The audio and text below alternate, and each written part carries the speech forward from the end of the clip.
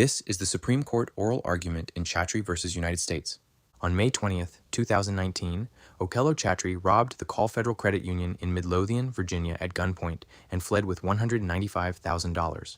3 weeks later, with no suspects, Detective Hilton obtained a geofence warrant directing Google to search the location data of every user whose phone appeared within 150 meters of the bank during a 1-hour window.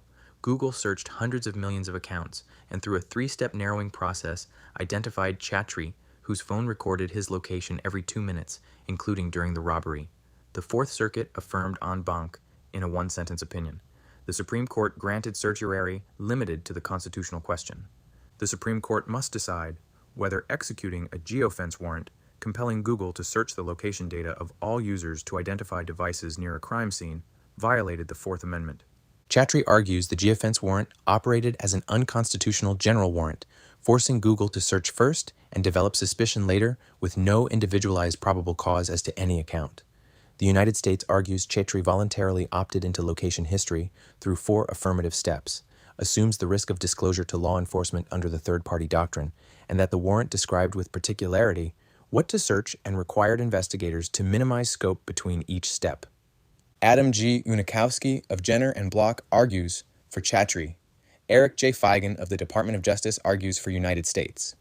We will hear argument first this morning in Case 25-112, Chatrie versus United States. Mr. Unikowsky.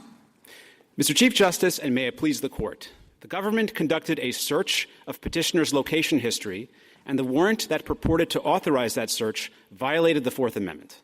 The government conducted a search. The Court should hold that people have a property interest in their data, in their accounts on the cloud. Location history has the core attributes of property. Petitioner had a right to exclude, to control, and to destroy.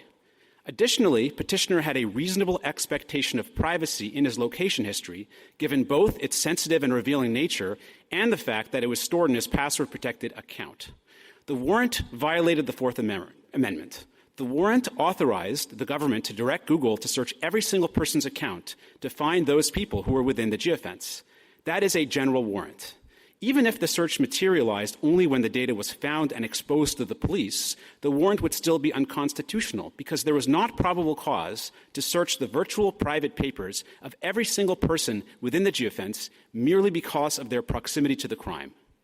Finally, at Step 2 and Step 3, the search violated the Fourth Amendment because the warrant gave the police unlimited discretion to decide who to search while casting Google into the role of magistrate. I welcome the Court's questions. How exactly did the warrant violate petitioner's rights at the Fourth Amendment rights at Step 1? So at Step 1, we understand this warrant to have authorized— I thought it was anonymized at Step 1. That's true. So from our perspective at Step 1, we believe that there was a search of every single account, and alternatively, at a minimum, there was a search of the accounts of all the people whose data was exposed to Google. But either way, we view that as a search that the warrant authorized. But let me specifically answer your question about anonymity. We view the anonymity in this case as both irrelevant to the Fourth Amendment analysis and also rather illusory. So first of all, I don't think anonymity matters because I think a search is a search even if you don't know the target of the search. Like if you go to a bank and you break open a safety deposit box — I'm sorry, Your Honor, do you have a question? No.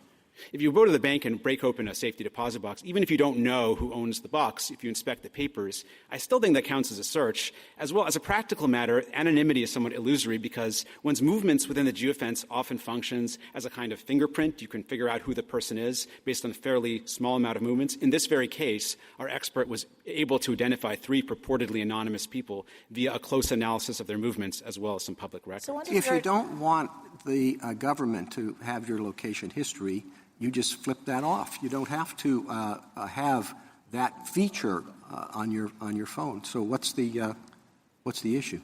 I take the point that you can flip it off, but I guess I just don't agree that one should have to flip off one's location history as well as other cloud services to avoid government surveillance. I mean, by the same token, you don't have to send email. You can flick that off as well, but that doesn't imply that you're implicitly consenting to the government searching one's email. Well, not implicitly consenting, but the only reason the government has access to this information is because you've decided to make it public to the extent it can be accessed by people any number of ways. In other words, people can use that information, not simply law enforcement. Well, I guess it's like if you don't want them to peer into your window, you can close your window or the shades. I take the point, Your Honor, but I guess I'd respectfully disagree with that assessment for a couple of reasons. So first of all, I think you could say the same thing about, sending mail. If you don't want the government to look in your mail, you don't have to send it and give it to the Postal Service, or the same thing with a safety deposit box. But I think that, one should be permitted to hand over data to a third party without assuming the government is going to look at it, especially since, it's true in this case Petitioner was convicted of the crime, but geofence warrants mostly ensnare innocent people. In this case, you had 19 people within the geofence whose data was exposed, as well as 2 other devices whose actual identity was exposed. And, Google received 9,000 of these warrants in 2019. So I don't think an, innocent person should have to shut off these services as a condition of not being Do surveilled. the numbers make a difference? Would it matter if only 1% of users enabled location history? I don't think it should matter. The government has made a point about the fact that only 1/3 enabled it, but I actually don't think those matters really are significant. Because if you view a person as having, a property interest in the data, in other words, if you treat one's account as kind of a virtual safety deposit box, then I don't think it matters how many people have these virtual safety deposit boxes. Even if it's only one, if the legal relationship to the data is similar to the legal relationship between someone who sends a package. Mr. Unikowsky, it's not just a question of shutting. It's not a question of shutting it off. It's a question of turning it on. And according to the government, your client had to go through multiple steps in order to turn it on. So he voluntarily disclosed to Google the information about where he was going to be. So if I could make 2 points about the voluntariness argument that the government advances. So first of all, I actually don't think it should matter for Fourth Amendment purposes that there was voluntariness, because it's quite common for people to consent to putting their data in the cloud, in the sense of every time you send an email or you send a document, have a Google Calendar entry, all those things you're consenting to sending it in an encrypted fashion from your phone to the cloud. But I don't think that the consent merely to have your data stored in this virtual storage locker in and of itself is consent to disclose to the government. He not only turned it on, but had he read his contract with Google, he could see that Google retained the right to turn this information over to law enforcement if it thought that that was appropriate. That is the same provision that exists for everything that you store in Google servers, including email and documents and everything else. So it seems to me if you're going to accept that argument, then that is really the end of the Fourth Amendment for any private document you're storing with Google. Suppose Google, put that warning in red and it flashed a lot and it was totally noticeable.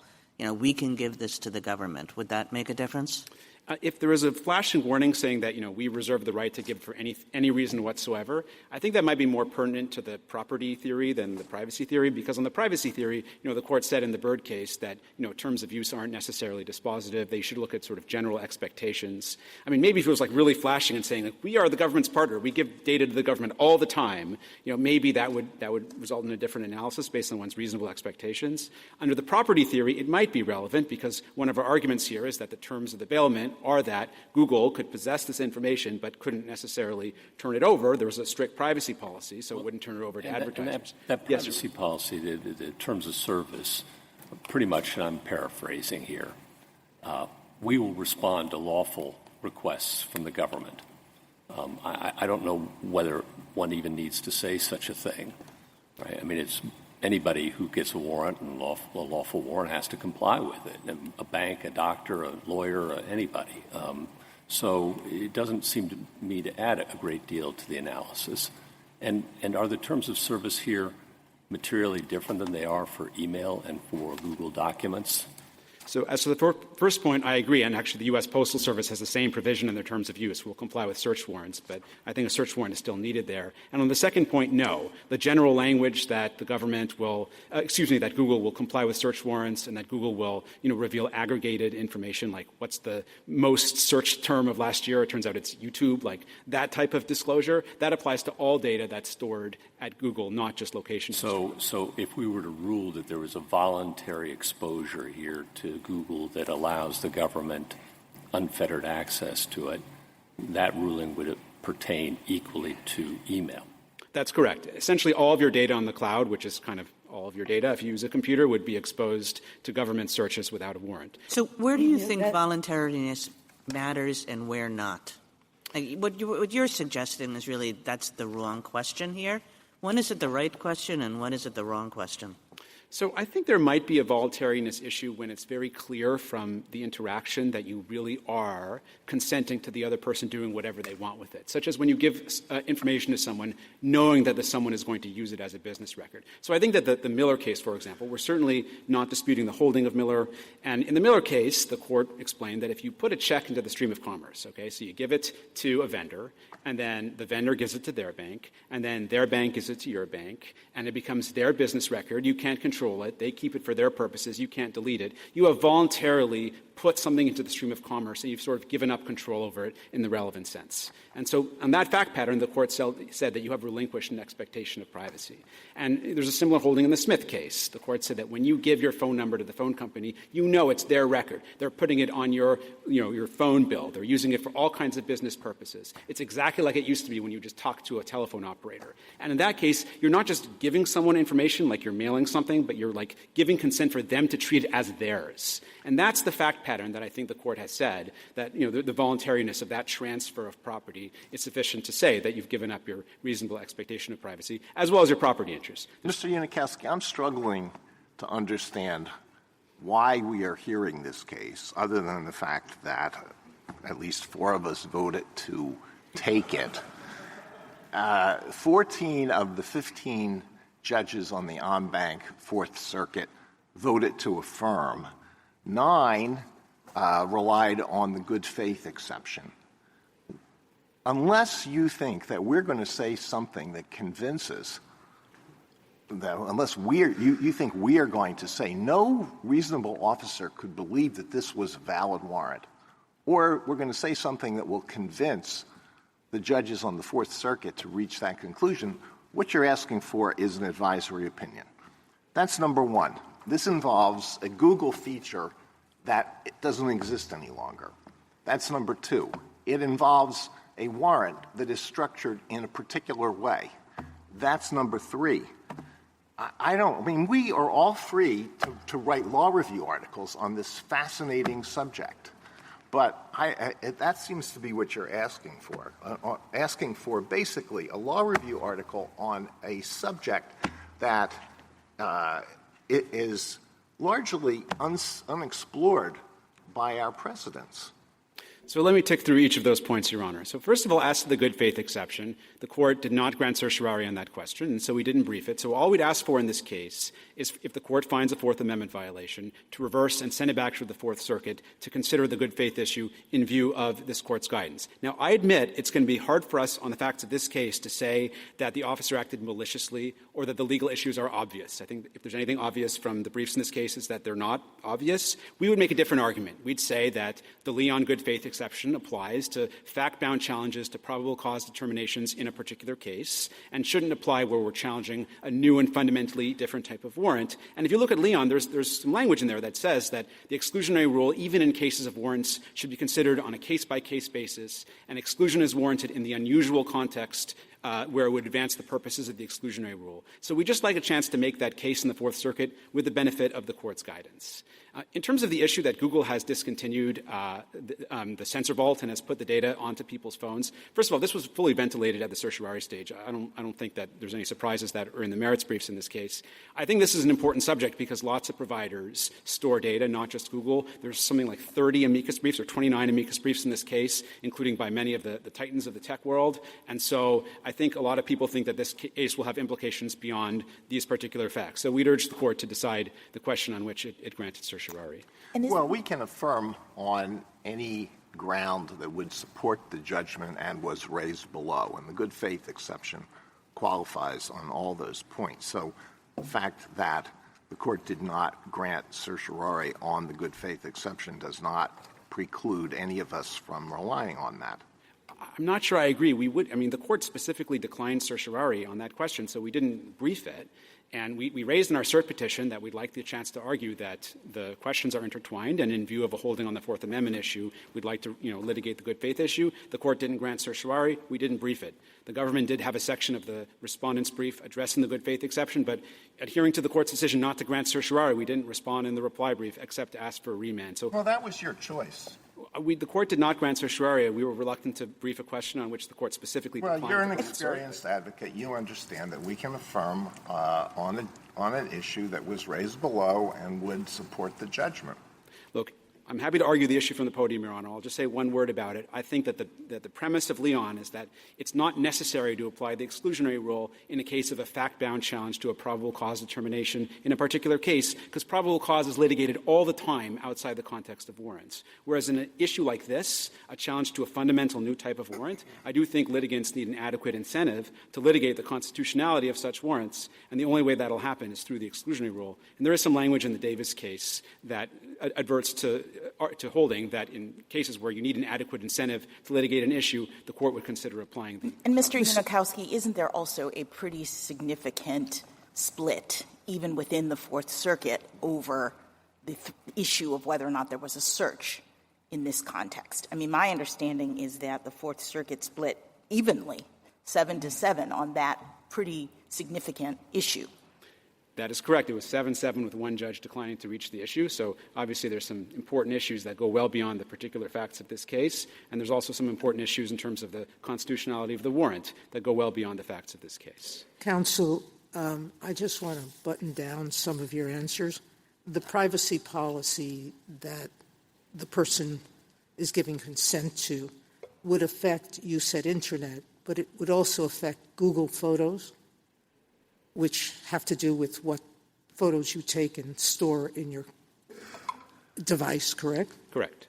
Google Documents, what documents you store. Correct. Google Calendar, your entire calendar. If this is consent, that means the government can seek those documents for any reason, not just the commission of a crime, or no reason, correct? Correct. It would not be a search, so no search warrant would be required. So that means the government, a police officer, randomly, who decides, I don't like that person, let me just go look at their life to see if I can find the crime, that would be okay. There might be some constraints under the Stored Communications Act, but as far as the Fourth Amendment is concerned, but no. That's not at issue here. Correct. All right. And that wouldn't be for other things. Correct. For some of these things, like calendar entries.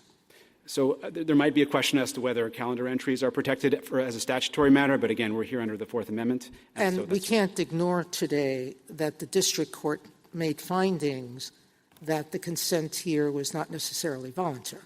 There are findings that at midnight when you're saying, yes, I'm in, to try to get your phone to work correctly, that may not be a consent to the government searching. And there's certainly Google documents that show that it's very hard, and if not opaque, to figure out how to turn these things off, correct? Yes. Now, let's go to your general warrant theory.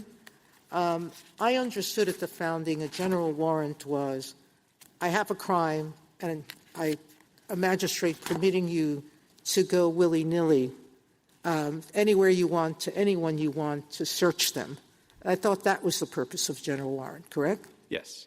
That's not what this does. This identifies a place, a crime, a limited time frame, but a time frame. So it's not a general warrant in its historical sense. Why isn't this closer to the warrants that we've permitted with beepers, where we don't have a person or necessarily a place in mind, but we have a location and general things? Why isn't that more consonant with Berger, Zucker, Caro, those lines of cases? And that didn't identify a person, but it identified a crime, a place, and the nature of the unlawful conduct that we were looking for. Sure. So let me say a few words as to why I think this should be considered a general warrant, and then a few words about why the warrant was defective, even if you disagree with me on the first few words I say. So first of all, I think the right way to think about this search is to say, one, that Google, because it received a search warrant, was acting as the agent of the government, and two, that Google really did search every single person's virtual private safety deposit box. So as to the first part of that, this Court has said that when a third party is acting with the encouragement, endorsement, or participation of the government in executing a search warrant, that third party is— Can I pause you there? Yes. It wasn't Google doing it. It was a filter doing it. Well, it was— I mean, the filter is not the government. It's not even Google. It's a mechanical item that sorts. So how could that be a search? It seems to me that the only search would be handing it over to the government. So let me say a few words. Step one, basically. Sure. Let me say a few words about that and then say why, even if the search is the handing over, the warrant is still defective. So as to the first part, you're absolutely right. There's not a human being sifting through 500 million people's accounts. That would take an extremely long time. At the end of the day, it was a piece of software that was going through every account, piercing, from our perspective, every virtual safety deposit box and checking inside to see whether the person was there that day. So I still think that when you're using software to search someone's phone, which is how any kind of digital search operates today, that's still a type of search because it's using a tool in order to detect information. And it's true that it's a tool. It's not the human being that's looking at it, but it's still a human effort to pierce a private area in order to find something that's there. Would that mean all database searches are searches for Fourth Amendment purposes? Absolutely not, Your Honor. That is not our position. I think this is a unique case because Google's sensor vault really is structured like a row of virtual safety deposit boxes, individual accounts. It's indexed by account, which means you have to put in your own credentials to get to your account, and that doesn't get you to anyone else's. So it's exactly like a bank with safety deposit boxes, except it's in the cloud. So does everything depend on how a company organizes its information? I don't think everything depends on that. I think that this is a unique case because the fact that Google organizes its data that way is not some kind of arbitrary engineering decision. It really is essential to the security of a system with lots of private accounts to index them by account. So the technologist's amicus brief, I think, has a good analogy here. It says that it's not, arbitrary that a hotel divides different people into different rooms as opposed to stacking all of the bunk beds in the lobby. Like a hotel, which divides people into different places, it's logical to have walls between them. And in this case, there's, virtual walls as opposed to physical walls. But I don't think that the fact that Google could have constructed its system in a completely different and, from our perspective, inappropriate way should affect the analysis. I'm sorry. Finish, please. No, please go ahead. I was just going to say this seems very complicated from the user's point of view. Frankly, I have no idea how my data is stored and whether it's in these virtual lockers or not. And I guess one question that I have for you is I'm struggling to decide how to think about this case.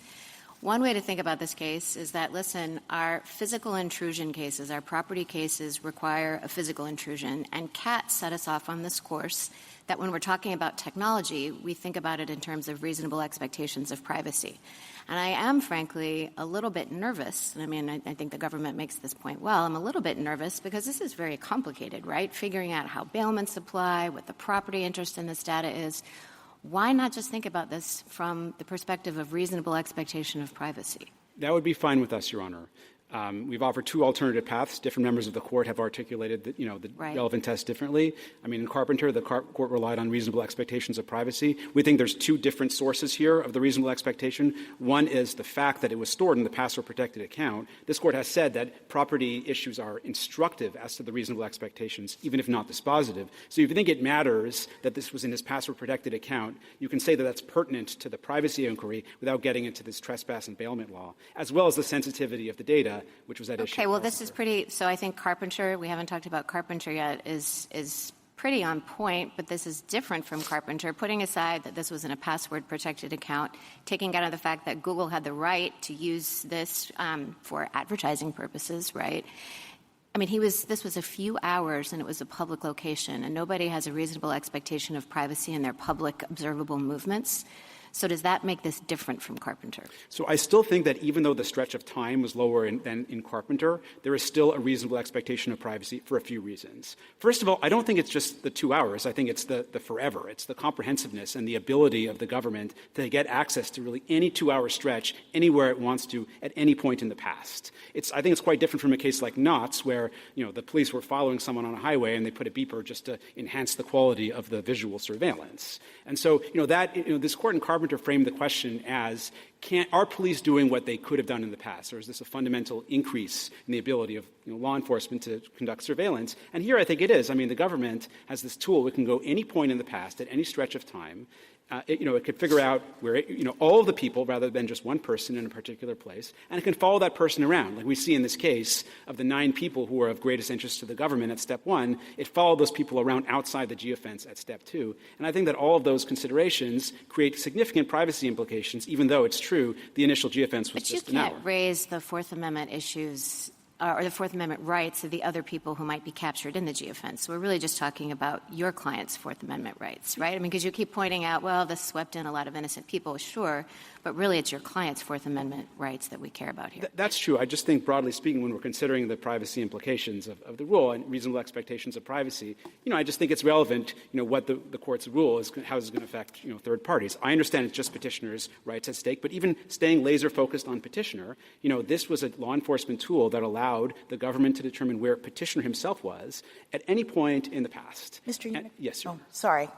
Are you done? Only in public places, though. Well, the government has taken the position in its brief that even if you're in your own house and a geofence warrant is used, the government has a footnote suggesting that there wouldn't be a constitutional violation either.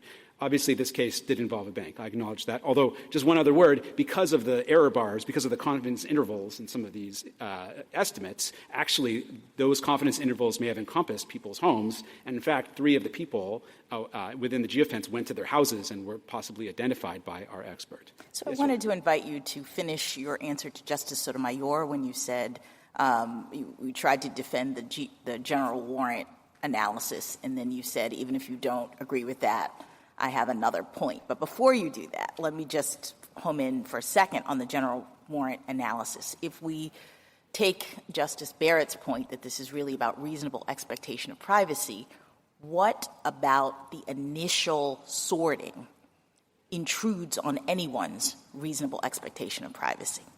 I guess I just think that if I have, information in a physical storage, safety deposit box, I guess I think that my expectation is that no one's going to look inside for any reason, even if a tool is used, like, the Kylo tool, the thermovision, for any reason. If I have stuff inside, people won't look at it in order to conduct a law enforcement investigation. And I understand the intrusion at step 1 was fairly limited. It was just a computer zipping past all these accounts, just checking quickly whether they were in a particular place.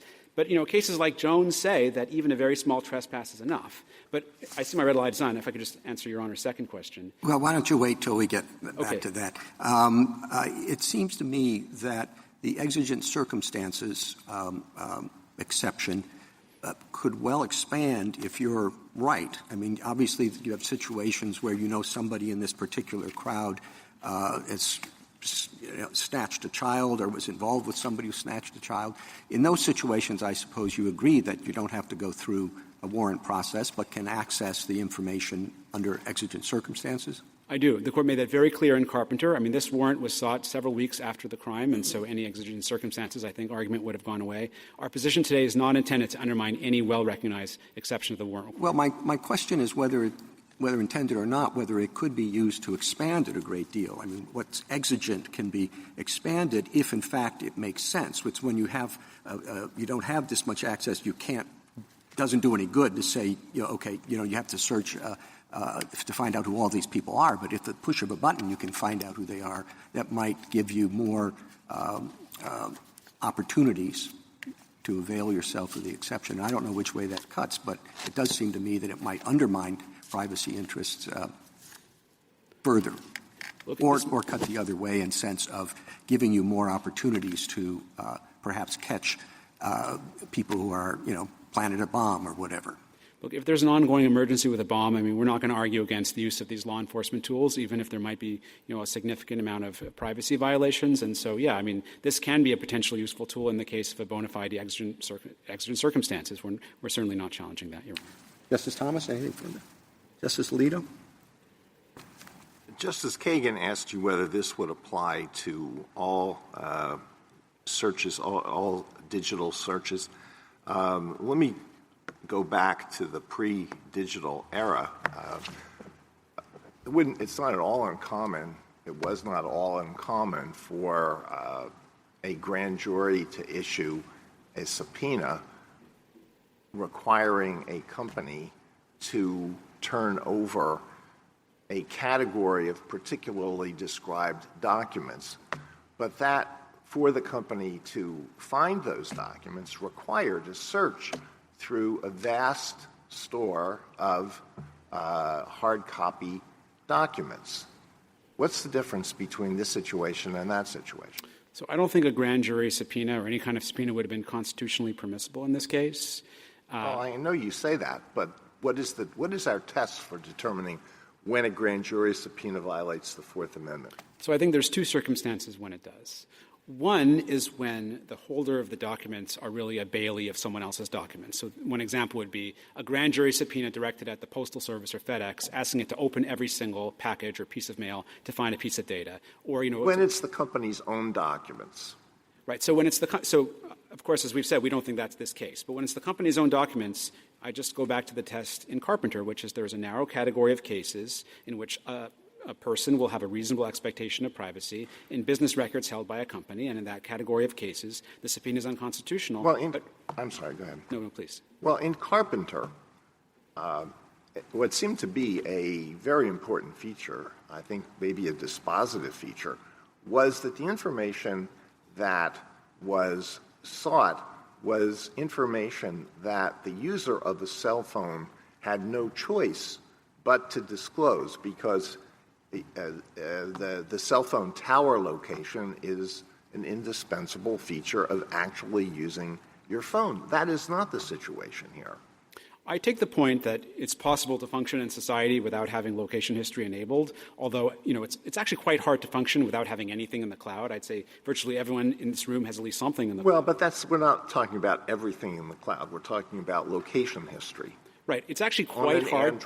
On an Android phone, where you have to take a number of steps in order to disclose it. So you have to choose to disclose it. I take the point that you have to click yes, I'm in order to enable location history on your Android phone or any other type of phone. But first of all, if you agree with us that this is a personal record and not a business record, that argument just doesn't matter, because you make the choice to enable email or put documents or photographs into the cloud. You're choosing to send that photograph. But that choice shouldn't undermine the Fourth Amendment protection, just like your choice to put something in the mail. Well, you think this is not a commercial record? Why do you think Google compiles this, keeps this information? It does it so it can sell advertisements. No, Google itself takes the position that these are not business records. I understand it's just a third party's view, but, it's unusual for a company to refuse to say that something's its own records. Unlike with CSLI, you have total, as Your Honor said, you can turn it on, you can turn it off, you can delete all of it anytime you want, you can delete part of it. It's really unlike something like CSLI, in which you have the business keeping the records for its own purposes. Counsel, I'm sorry, are you through? You're on. I want to go back to Justice Barrett's. If you're not through, Sam, I thought you were through. Go ahead. To go back to Justice Barrett's question. When the police are searching or asking for a search result, there's no way to predict whether they're going to invade your privacy, correct?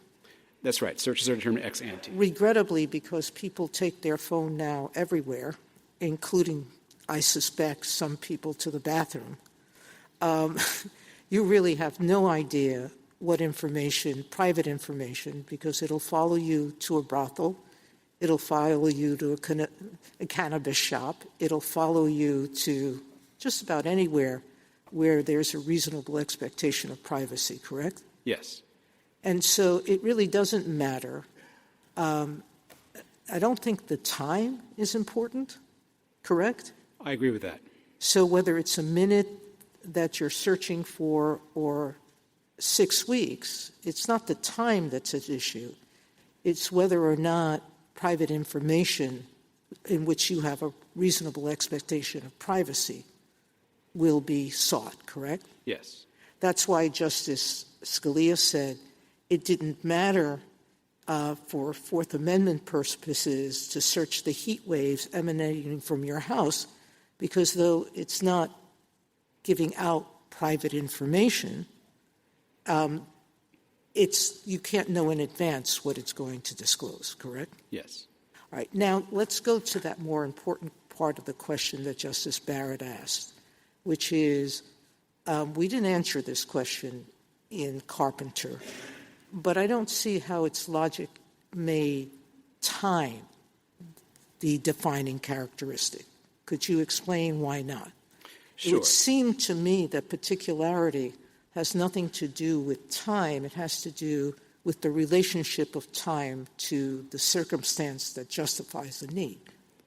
Right. So there's two questions about time, one of whether there's a search at all and then the second question of whether the warrant was sufficiently particularized. So as to the first question, I don't think the time period should matter as to the search because, I don't think the court should be in the business of drawing lines between 7 days and 2 days and 24 hours, especially since the government gets to choose the time interval. So 2 hours at a place selected by the government really can reveal a lot.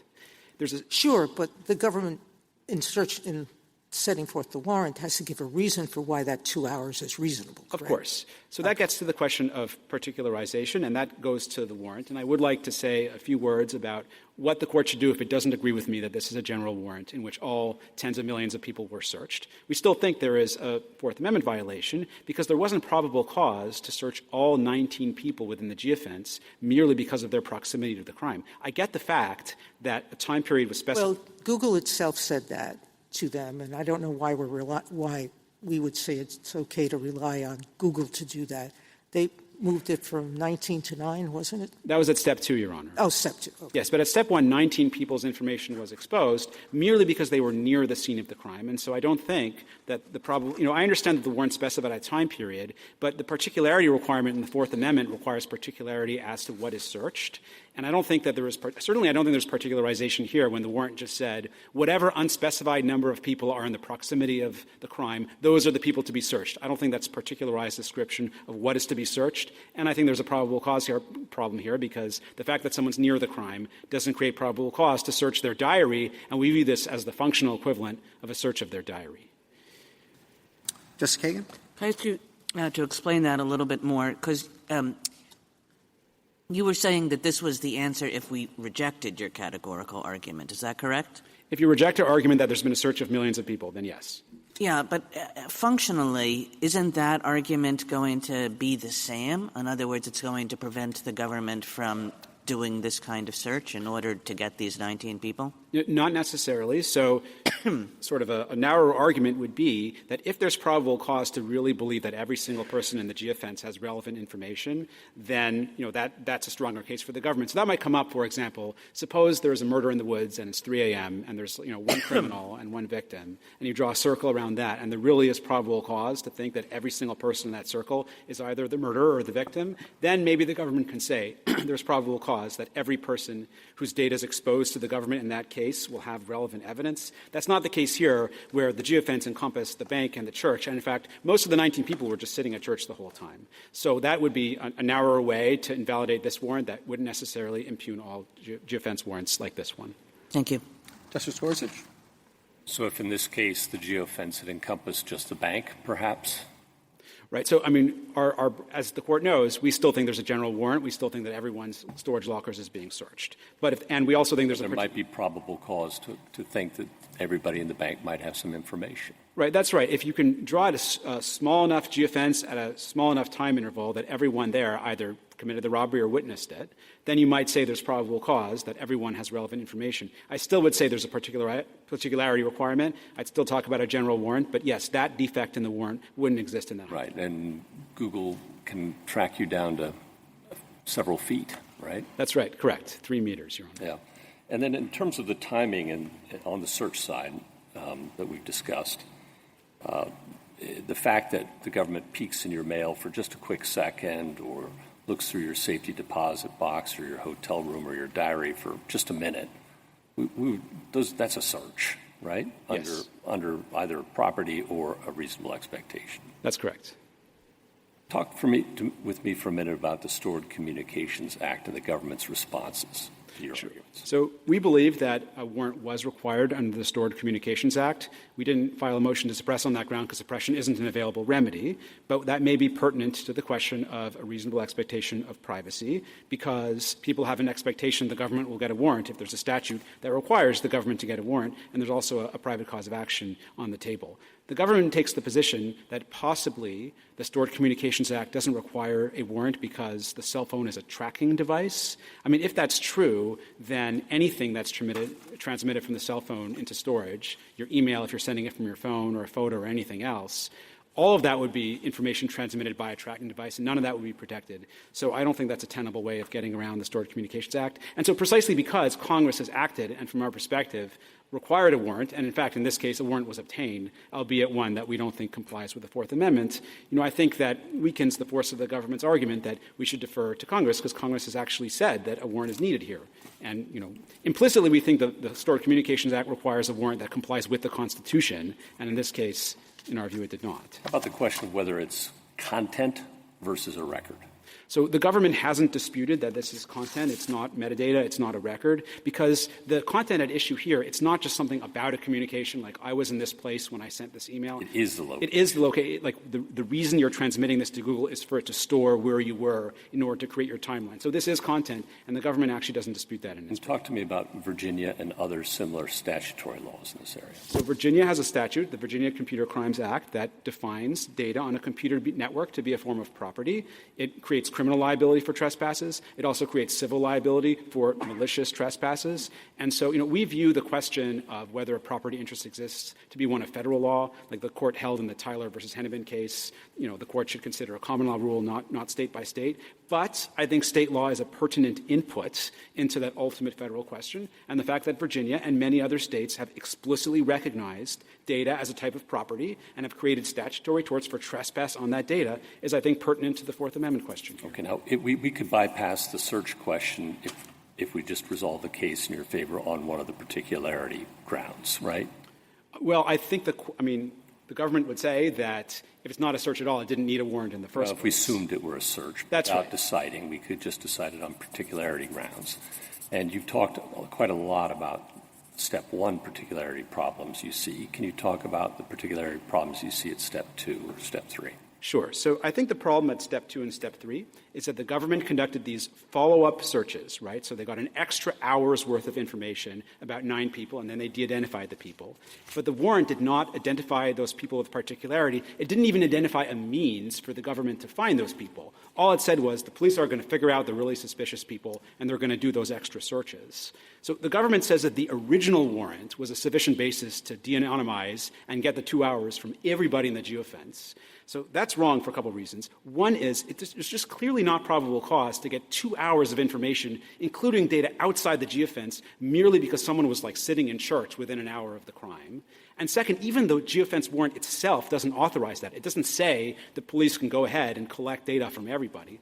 All it says is that once the police winnows down the 19 or however many there are to some smaller number, then it can collect additional data. But that's not particularized because it doesn't say how to identify those people. Would that be a narrow basis on which to resolve this case? That would be a very narrow basis. I would caution the court that if the court resolves the case on that basis, then in future cases the government can cure the problem here by just obtaining another warrant before Step 2, which may be the answer, but that would be a particularly narrow way of resolving the case. Obviously, we have concerns with Step 1 as well, and so we believe that's unconstitutional. Thank you. Justice Kavanaugh? Assuming it's a search for purposes of this question and that I don't buy your general warrant argument, how can you overcome Zurcher for purposes of your argument that it's not sufficiently particularized, et cetera? Okay. So I view Zurcher as answering a very different question in this case. So Zurcher holds that the Fourth Amendment permits a search of a premises of someone who is not implicated in the crime at all, as long as there's probable cause to believe that there's evidence on those premises that will be pertinent to the criminal investigation. And here we have that. We do, but Okay. what we understand to have happened here is more like a search of 19 separate safety deposit boxes rather than one single place, the Stanford University office, like in Zurcher. So I guess here would be a relevant physical. Why do you characterize it that way? It doesn't seem that way to me. It's search of one place. Well, the argument the government would make is that Google, like the expansive entirety of Google servers, are a single place. I think that's a pretty dangerous holding, because if the court were to reach that... We're talking about a warrant that's sufficiently particular here. So it is a search for purposes of this question, but it really just boils down to, I think, is the warrant sufficiently particular? Right. So if the court considers Google... So we have probable cause. You admitted that correctly. And it's just then, is it sufficiently particular? And it seems like Detective Hilton here, really went through a lot of the steps that should be applauded. And in terms of narrowing this down, going through multiple steps. I guess I'm trying to figure out why this was bad police work to get a warrant. A lot of Fourth Amendment cases we say, get a warrant. Well, they got a warrant. And then you're saying, it's not sufficiently particular, but he went multiple steps. How many names were ultimately given to the detective? Well, it was 3 devices, Your Honor. 3 names. So in the end, 3 names. You were talking about millions and millions, but it was 3 names in the end. So, first of all, I'm not casting any aspersions whatsoever on Detective Hilton. There's no sign of any kind of malice whatsoever. That's not our argument today. Okay? We do think that the warrant was defective, and if I could just make a couple points about your questioning. So, first of all, I understand a warrant was obtained here, but the Court should be realistic about how much protection the warrant requirement really provides in a case like this. Sorry, Your Honor. Well, that's what the Fourth Amendment says, so I know. Keep going. Right, so the warrant requirement— The Fourth Amendment's a floor, not a ceiling of protection, and the warrant requirement, we have to stick with the words of the Fourth Amendment and the Absolutely. history of it. All I was going to say is that the government obtained a warrant merely because someone was holding a cell phone near the scene of a crime, and if that's enough to obtain a warrant, it's going to be obtainable in a wide number of cases. That's not just a factual quirk about this case. That's many cases in which this type of warrant is obtained. But I'm happy to stick with the warrant. Geographically and temporally limited, though, the warrant. Yes, but the Fourth Amendment— in a way that the magistrate, a third party, not the executive, not the law enforcement, will neutrally review and oversee. And lots of times judges will force the warrant to be narrowed, right?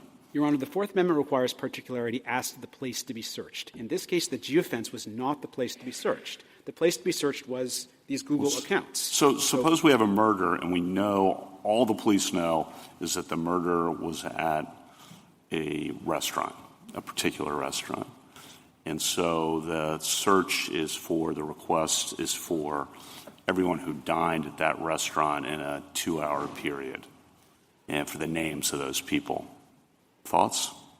So if the Court doesn't buy the argument about a general warrant— Correct. Okay, then it is possible that you might say that there's probable cause that people who were actually witnesses to the crime, they were at the restaurant when the crime was committed. You might say there's probable cause to believe that there's relevant evidence in all of those people's accounts.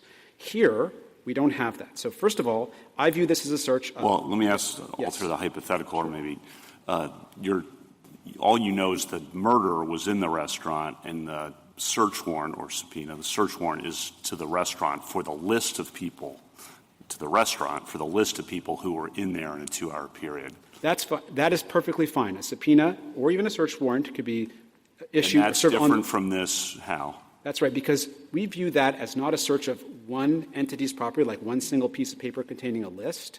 We view this more as a search of 19 different people's private papers. Ultimately, the question is the Fourth Amendment. You only got 3 names, but well— And do you agree? You agree with Zurcher, though? There's nothing from Zurcher you're asking, including the footnote. There's nothing from Zurcher you're asking us to depart from? Correct. Okay. And this is just more practicalities, but the local government amicus brief and the 31 states amicus brief, which has a huge spectrum of attorneys general on that amicus brief, which I think warrants note, talk about the practical consequences of not being able to solve murders. A lot of, a huge percentage of murders are never solved, for example, and violent crimes. Just want you to respond to that. Sure. So first of all, we're not suggesting that all law enforcement techniques that allow the police to determine everyone within a particular area are inherently unconstitutional. We think this particular technique of serving geofence warrants on Google and requiring searches of a sensor vault, we do think there's a constitutional violation there. But there's many other law enforcement techniques that deploy modern technology that would not present the same types of issues. And the other point is that— Such as? So we haven't taken a position on the constitutionality of tower dumps. That presents a very different set of issues because that cannot be conceptualized as the search of lots of virtual storage lockers. There are other Fourth Amendment arguments on the table there, but I don't think anything the Court says in this case would impugn the constitutionality of tower dumps. Similarly, I don't think anything the Court says in this case would impugn the constitutionality of things like taking security videos, CCTV, and using those to identify suspects. So there are a lot of other law enforcement techniques that are available to solve crimes in which you know where the crime happened, but you don't know who it is. And we're not challenging those. We're just challenging this one one unique particular type of method. And the other thing is, Professor Kerr's brief points out that there's actually quite a lot of geofence warrants that have been issued. Like the district court says there was 9,000 geofence requests issued to Google in 2019. And there's actually a fairly small number of reported cases involving motions to suppress. So it seems empirically that most geofence warrants just ensnare innocent people because I guess maybe criminals turn off their phones when they go commit bank robberies most of the time. And so, the law enforcement benefits of this particular technique, I think it's easy to overstate, even though obviously in this case. Well, the local government brief disagrees with you on that, but there's a lot of amici. And they have specific cases, but I'll leave it there. Thank you. I think our side has some philosophical diversity from the amici as well. So I think both sides have a lot of people with different views on this. Thank you. Justice Barrett? Mr. Unikowsky, would there have been a Fourth Amendment problem if the police had purchased this data from Google? I don't think the police could have theoretically done that. Why? Because Google's policy is that it doesn't sell this data. It has a pretty strict privacy policy where it doesn't give the data away unless. But it could. I mean, I'm just looking at the policy, and it says that Google may share non-personally identifiable information publicly and with our partners, advertisers, publishers, rights holders, specific partners to collect information from your browser or device for advertising purposes? Right. No. So Google shares aggregated information, like how many people searched for the word YouTube last year and things like that. But right? Doesn't it share location information too? I mean, I feel like I get ads when I'm in particular places. I mean, I need to check my location services settings, plainly. Not that I'm going to commit crimes, but it seems to me I like suggest Google, you have IT do it. It does seem to me like Google does give your information away. I don't think it does. I think there are other Okay, well, maybe less it scrupulous doesn't apps. as a practical matter, but that policy, as I read it, does permit Google to do it. I don't think it does. There's declarations in the record that says that Google doesn't do it, and the privacy policy says that it's not going to share individual data with advertisers. I think what you read is not a reference to location history. I'm not sure what – I don't think it is, Your Honor. There's a declaration in the record, and there's live testimony, and there's a statement in the privacy policy that Google only does not share individual data with advertisers. It just doesn't do that. Like, an advertiser cannot go to Google and say – Okay, what if it did? What if it violated its own privacy policy and allowed the police to purchase it? Isn't that a problem between, like, the person who has the Google account and Google? Would that be a Fourth Amendment problem? It might not be a Fourth Amendment problem because there's like the private search doctrine. Even if someone unscrupulously but privately takes someone's data and illegally gives it to the government, you might call that a private search. But doesn't Google have, I mean, I guess what I'm getting at is, doesn't Google have some right? I mean, Google can dip in and dip out, at least under the policy as it existed at the time this search or this possible arguable search occurred. We view this as just like FedEx. So if you look at the FedEx privacy policy, FedEx says it reserves the right to inspect packages when it needs to do that. But I don't think that means that the government doesn't need a search warrant to inspect packages. In the same way that if you stay at a hotel, the hotel reserves the right to have a housekeeping service come into your room, and maybe the housekeeper will see your personal possessions, but that in and of itself is not consent to have the government do that. So likewise, yes, Google does reserve the right to analyze your data. Like if you went to a lot of ski hills, you might see a ski ad on YouTube, but I don't think that in and of itself meant you've waived Fourth Amendment protection with respect to the government seizing it without a warrant. I mean, if Google sold it, I don't think Google's even capable of that. If Google just voluntarily handed the data to the government, that might be a little bit more like the Jacobson case, but I don't think that's what we have here. Thanks. Justice Jackson? So I guess I see you as making maximalist arguments about this in ways that I'm trying to understand if they're necessary to get to the point where you want to go. I thought the key issue was what makes a warrant for a search of this nature sufficiently particularized. That's one way to put it. And so, first of all, we've got Google responding in steps. We have this warrant request. The officer, according to your brief, identifies a geographic area based on where the crime took place and the time. We have a bank robbery at X time. So what I'd like, says the law enforcement officer, is the location history data for 30 minutes before to 30 minutes after a 150-meter radius around the bank. Is that right? Is that how it starts? Okay. Yes. And as Justice Kavanaugh points out, at the end of the day, they end up with 3 names. But we have a lot of steps in between under Google's iterative process for giving the officer this information. So I guess what I don't understand is why you aren't arguing something about needing more probable cause as each one of these steps goes along. Yes. I do think that that is one of the arguments we're advancing today, that the government did not obtain a fresh warrant before it conducted the Step 2 search, and the initial warrant did not authorize all of the information to be obtained, from all of the 2 hours of information to be obtained from everyone within the geofence. Right. Yes. Okay, so fine. But why isn't there probable cause? You seem to be fighting the premise that at the beginning, when the search is drawn, when the fence is drawn, 150 meters around the bank, 30 minutes before and 30 minutes after, and 19 accounts are identified, setting aside your general warrant point. Mm-hmm. You seem to be suggesting, or you're arguing, that there isn't probable cause to do anything more at that point. That something about the 19, they have to know something about a particular account. I don't understand that. Why isn't it enough to begin with to just ask as the magistrate, is your fence reasonable? Is the 30 minutes before and 30 minutes after, is a 150-mile radius? Like, why isn't the Step 1 probable cause inquiry just, do we have a reasonable scope to begin with? I would think that we would just ask that, and that the answer in this case would be yes. Well, except for that very last step, I don't disagree. I think the answer in this case would be no. So what's wrong with 100? Is that too wide? Is that too big? Why is that too big under these circumstances? Well, the problem is that we view what happened at Step 1, even before the de-anonymization happened, we view that as a search of people's private papers. No, I understand. And so if that's you said in response to Justice Kavanaugh, it's not the whole location. Justice Kavanaugh says this is Zurcher, which I think has some force to it, that we have a location and there are maybe 18 people in this 19-person search who are going to be innocent, who didn't know anything about this, but just happened to be there in that time. But Zurcher seems to say that's fine as long as you have probable cause to believe that there's a crime that's being committed in this location at this point. You say, no, it's each person's individual count.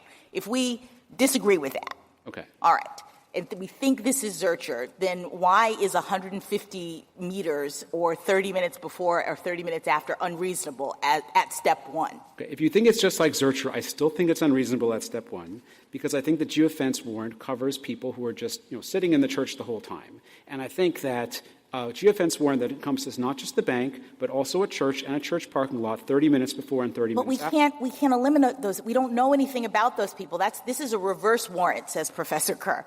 You're allowed to have the radius encompass people who aren't necessarily the bank robber if you're trying to find the bank robber and there's probable cause to believe he was there 30 minutes before or 30 minutes after. Well, you don't eventually get those people's names. That's the point I'll get to. But for Step 1, I don't understand why there's a problem. I guess that's the question, whether it's okay under the Fourth Amendment to say, well, we don't know which of those people it is, so we're just going to search all of them to try to find the suspect. Because that's essentially what happened here. Okay, so isn't the real problem, if you're looking at it as I am, that the point that you made with Justice Gorsuch, that we don't understand how the police went from the 9 to the 19?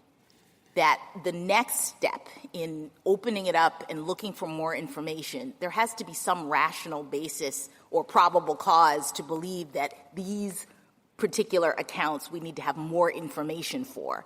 And that's not in this record, right? That is certainly true, Your Honor. The warrant just told the police basically find the people that seem most suspicious to you. And the police just initially selected all 19. Google pushed back. The police selected 9. But the warrant itself doesn't provide any criteria. And if it did, would it be more particularized? And isn't that what we should be saying in this opinion, for example?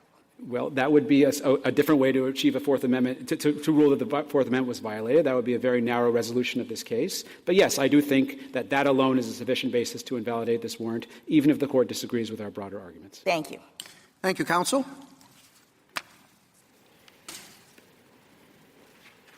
Mr. Feigin.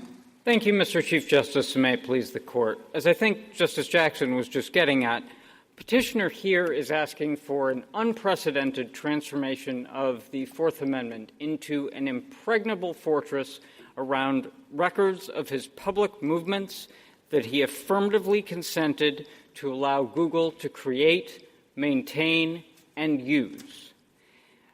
In doing so, he would make that fortress so impregnable that not even a judge's warrant for even a moment of the public location of someone who, again, affirmatively opted to allow Google to have those records and to access them would be available to law enforcement.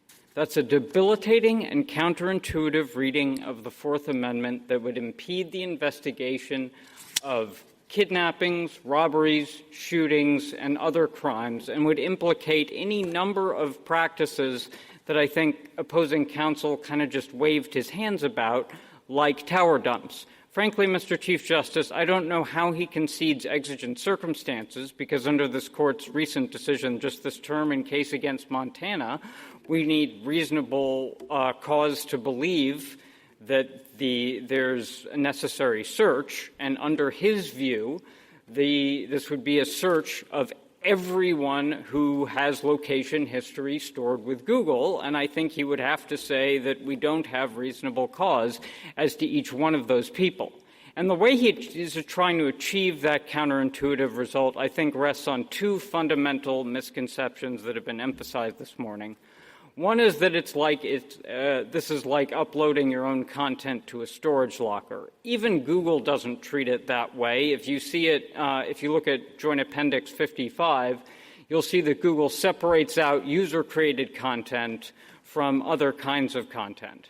The second main misconception here, if I might just continue for 1 second, is that this would implicate all sorts of other types of data in which the Court has found more of a reasonable expectation of privacy, like email. Location history is different. I'm sorry, Justice Thomas. Mr. Feigin, would you address Justice Alito's point as to this being an advisory opinion?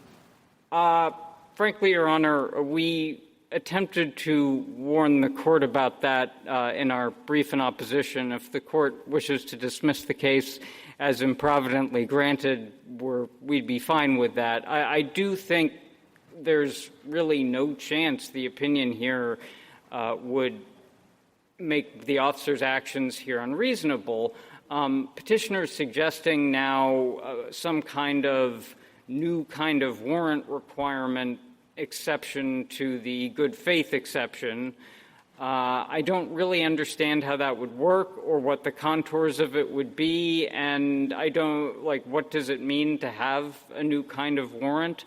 At bottom, we just don't think there's anything that's going to happen here other than an affirmance, so you would essentially have something that looks like an advisory opinion. I mean, I suppose the Court could say that the theoretical chance that something might happen is enough to keep this case alive, but I don't think that makes a great deal of sense. Additionally, the policy, Google's policy has changed, and would you compare that policy to this and the effect of that change? Do you mean the pushing out of location history so it's now stored on the phones? Exactly. Well, I don't know that it would make a Fourth Amendment difference if Google were still able to comply with these warrants. But Google has represented to us that as of 2023 and that change that it made, it is no longer able to comply with the warrants, and that makes the difference. I'm sorry, Your Honor. But otherwise, if this were information that were exposed to Google, I think it's an important feature of the warrant here that Google is actually the one doing the filtering on Google's accounts. As to any account except for the 19 that were additionally returned, and of course they were all anonymized, and they were truly anonymized. Their expert, if you look at page 288 of the Court of Appeals Joint Appendix, admits he wasn't able to specifically identify even the 3 people he was talking about.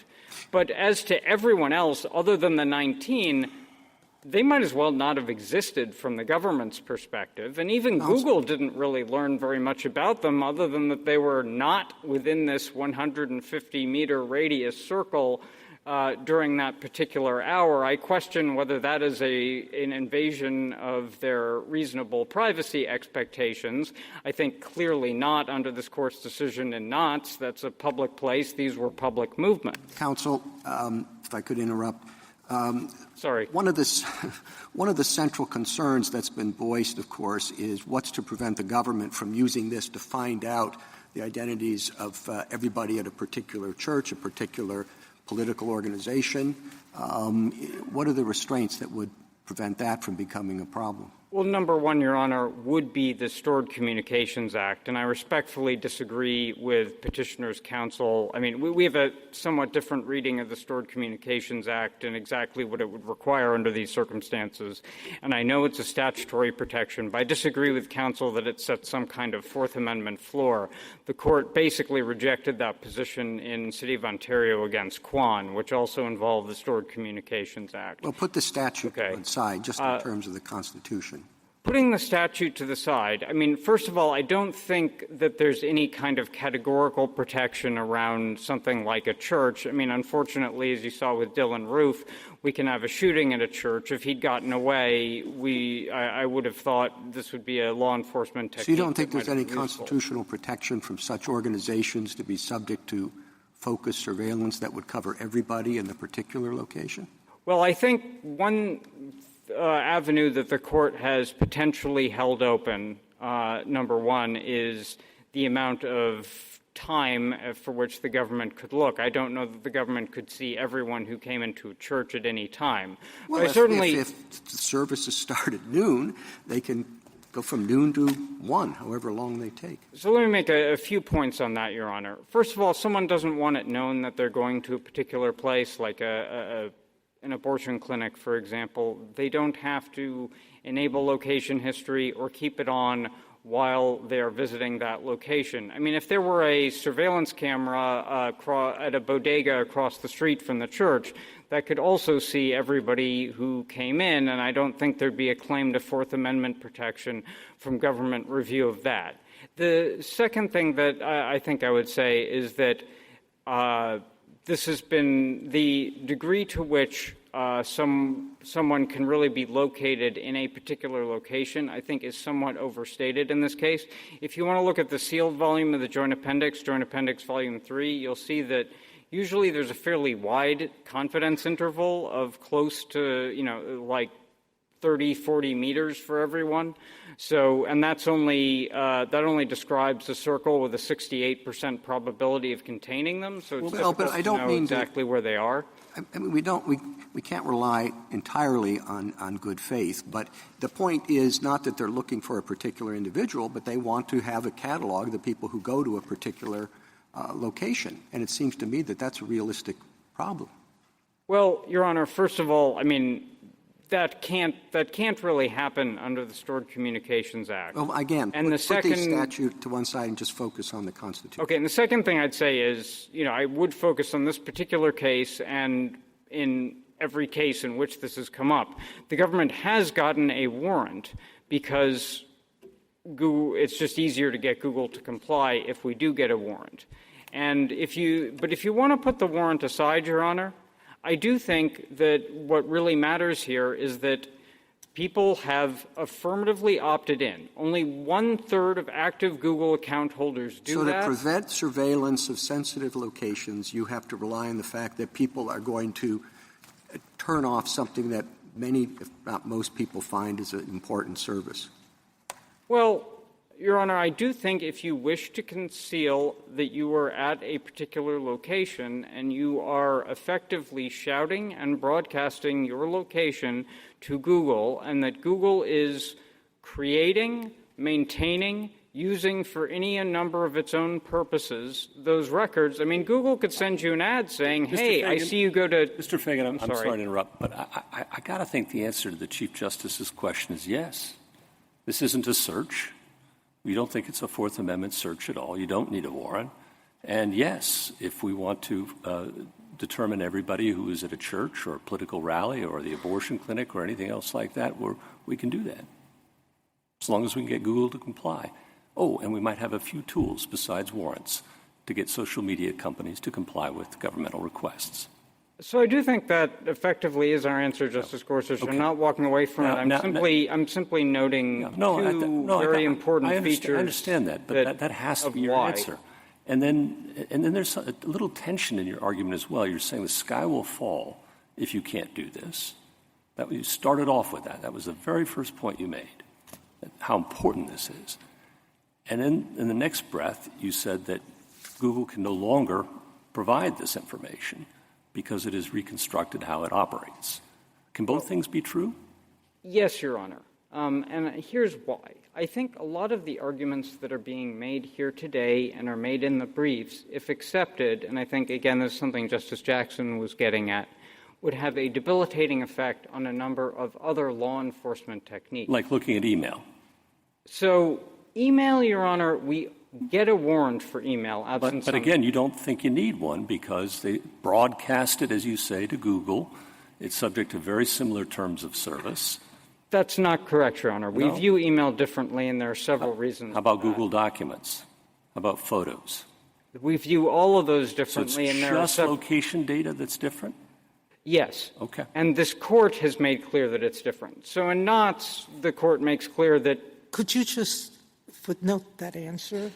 Are they different because you treat them differently, or are they different because something in your theory doesn't apply to them? Your Honor, I was just getting to that. So we think they're different because the court has always treated like the contents of one's personal thoughts as recorded differently from one's exposed public location, which is all that's at issue here. At least How about a calendar? So your calendar, I also think, would be different from your location history because a record, your own personal updated calendar of where you've been. And there are several reasons for that. I think the court has made clear in Knotts that exposing your public location for 2 hours, you don't have a privacy expectation in that. And that contrasts sharply with cases like Ex parte Jackson about physical letters, or even a case like Katz, which is about telephonic communications. Second, I think that's consistent with the original understanding of the Fourth Amendment. Justice Thomas gets into this a little bit in footnote 8 at page 351 of his opinion in Carpenter about how the original focus of the Fourth Amendment was protecting personal confidences. He was a dissent there, though. On this particular point, Your Honor, I don't think there was... Yeah, but Mr. Feigin, I do think that Carpenter seems quite relevant to this. What you're now saying is location is different from email and photos and calendar appointments and everything else that people give to Google. And the reason is that location is just different because people just think that everybody knows where they are all the time. But I would have thought that Carpenter had something to say about that. So one point, and then I have 3 different reasons why this case is different from Carpenter. But well, let me just jump to the 3 reasons because that's what you're asking about. Number 1, we did exactly what Carpenter instructed us to do in this case. We got a warrant. Number 2, I do think Carpenter and Jones... But you're saying you didn't need a warrant. So, I mean, I think the question is your theory, not what you did out of the goodness of your own heart. Putting the warrant, which I think is the easy way to resolve this case, to one side. I think there are 2 key distinctions between this and Carpenter. One, in Carpenter, you had essentially the creation of CSLI, cell site location information, as the price of even having a cell phone, which the court had said in Riley was a device that basically nobody can live without. That's not the case here. You have people affirmatively... Is that the standard, that nobody can live without this standard? That's the one fixed point that the court has given us. But here we're a long ways away from that because even only 1/3 of active Google account holders bother to enable location. So where's the line if 80% enabled this? Would that make it a different case? I think that would be much closer to Carpenter because I think, if I'm recalling correctly from Riley, it's something like 90% of people have cell phones. But I certainly think 1/3 of active Google account holders, which is a fairly small percentage of the world's population overall, shows that people don't need this. You can use Google Maps without location history. You can use Google Maps even without a Google account. The second thing I would say about Carpenter is that although neither Carpenter nor some of the separate opinions in Jones, like Justice Alito's opinion that you joined, drew clear temporal lines, I do think both Jones and both the opinions in Jones and Carpenter focus on detecting the patterns of life and long enough periods of location to show the patterns of life. I don't think 2 hours is enough to show the patterns of one's life. They might show that you went to a church once. It doesn't show that you're a regular churchgoer. It might show that you went to a doctor's office. I guess one question would be, why is it why would the only thing that you would have an interest in protecting is the patterns of one's life, as opposed to the things that you do in one's life that you particularly don't want people to know about, such as going to a political event, going to an abortion clinic, etc. It's like I can tell you a lot of things about the patterns of my life. What I really want to keep private is particular things that I might do, on very discrete occasions. Well, 2 points, Your Honor. One is, I think the fundamental insight of Knotts is that if you walk out in public and you walk into some sensitive location, then you are exposing all of that to public view. In Knotts, they were following people to private residences. They didn't follow them into the private residences, but they were following people to private residences through the use of a beeper and stopping outside the private residence. Maybe you don't want someone to know that you're having an affair, but if you have a beeper in your car under Knotts and they're following you for 2 hours, they will find that out. Would your position be the same if you had picked up Mr. Chatrie in his home? There's testimony at page 120 of the joint appendix from this court that shows that we couldn't locate which of the houses was his, even though he eventually did go to a house, because, as it turns out, because the confidence intervals were simply too large. Your position would remain the same, regardless whether somebody was in his home at the time. Well, Your Honor, I guess I would make a couple of points. I think that we would argue that. I think the court could draw a distinction. And the reasons we would argue that it would still remain the same is, number one, we had no warrant. Number two, I think this would make this case somewhat like Caro, where it doesn't invalidate the law enforcement technique ab initio. It just means that someone with standing could suppress the information about the particular home.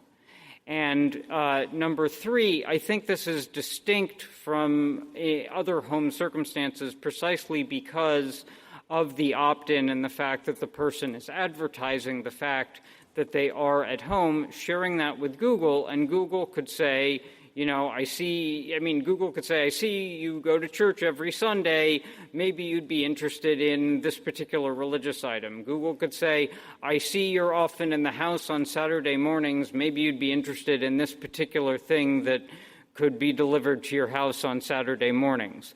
And so they are opting to share that information to get a purely voluntary service, and they're doing so, if you want to look at the terms of service, which we agree aren't controlling, subject to the full knowledge that of what Google is doing with it, and the ability of Google to respond in good faith to law enforcement or to make any number of other choices, like sharing with service providers, for Google that will expose that information to public view. You're really saying, you're leaning pretty heavily on the correct proposition that what you do in public view is not generally, you don't have a reasonable expectation of privacy in. But now you're telling Justice Kagan really that if you go into a private home, it wouldn't be a search? If you trace location services? I understand in this case. And is that true that in this case you're saying you didn't pick him up in any home? Well, Your Honor, he eventually stopped at the end of his journey away from the bank at a group of homes, but there's testimony, this is page 120. But not inside the home. We couldn't tell which home he was even in. Okay, but you really are saying that you could track someone going inside a home. Justice Sotomayor asked Mr. Unikowsky about movements inside a home, movements to the bathroom, movements to the bedroom, all of that, if the confidence interval is narrow enough. Your Honor, I think what I'm saying is two things. One, I do think we could have done that here because of the warrant. Okay, but I think the question is that a search under your Is it a search? I think probably, Your Honor, I acknowledge that's going to be a much harder case for us. But no, I think if we were to argue that, I think I'd like to reserve the possibility that we could argue that it's not a search principally because of the opt-in and the broadcasting. But look, I fully accept that would be a very, very difficult argument to sustain. Nothing in our argument in this case depends on it. And I'm not saying that's critical to our argument, and if the court thinks that is a bridge too far, I'm fine with that. Well, I was just except for it's totally inconsistent with your theory, but other than that. Justice Gorsuch. On the particularity side, Mr. Feigin, let's say you go to a hotel, and the warrant is search all the rooms in the hotel for the gun on the bedside, or the storage facility, search all the storage units for a particular contraband, or to the bank, go search all the safe deposit boxes for the pearl necklace that's been stolen. What's the difference between those cases and this case, assuming that I have a term of service with the hotel, with the storage facility, with the bank that says you can access these places from time to time for purposes that we agree upon, and of course you can do something with the government if the law allows it. So, Your Honor, I think this goes to a somewhat under-theorized portion of the Fourth Amendment, which is the definition of a place. I think we often have an intuitive sense of what's a place. In particular, with an apartment building, I think you would agree those warrants would all be impermissible. I don't know necessarily about storage locker one. That would probably be impermissible. Certainly, we couldn't search every apartment in a building, both because homes are first among equals and because hotel rooms, bank safe deposit boxes, storage facilities, the warrants I've just described, go search for the contraband, the gun, the pearl necklace. Okay or not okay? Are those sufficiently particularized? Well, let me take them each in turn, because I think the analysis might be slightly different under each of those things, Your Honor. First of all, for the apartment homes, no, and I think that's still haven't asked about apartments, asked about hotels. But I'm sorry, a hotel is the same because the court's treated it as a home. Okay. And houses are specifically listed in the Fourth Amendment, and they're first among equals. How about the other two? Okay, I think storage locker. I think probably we could not do that, and I think we probably couldn't do a storage room, although it would depend how it's organized. Like every storage facility in America, with one of those awful rolling gates and a padlock at the bottom. So let me explain why that's different from this case, if I could. Yeah, I'm just asking you, do you think that warrant would be sufficiently particularized, the one I described? Yes or no? I think it would be sufficiently particularized because it would describe what the government had basis to search for. The government could ask what I don't think the storage facility and require them to search every locker and 500 lockers for the contraband. What I don't think is that it describes a discrete Fourth Amendment place in which to search for the things that the government so it's not particularized then?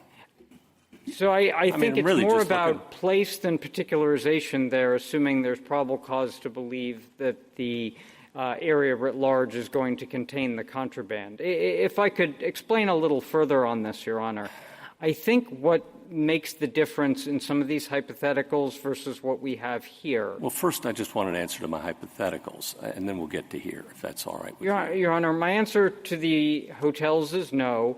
My answer to the other two is very likely not. Okay. Yeah, I would need to know a little more about it. Okay, all right. And now let me explain why. And now turning to this, do you agree that Google had to query every single user's account? No.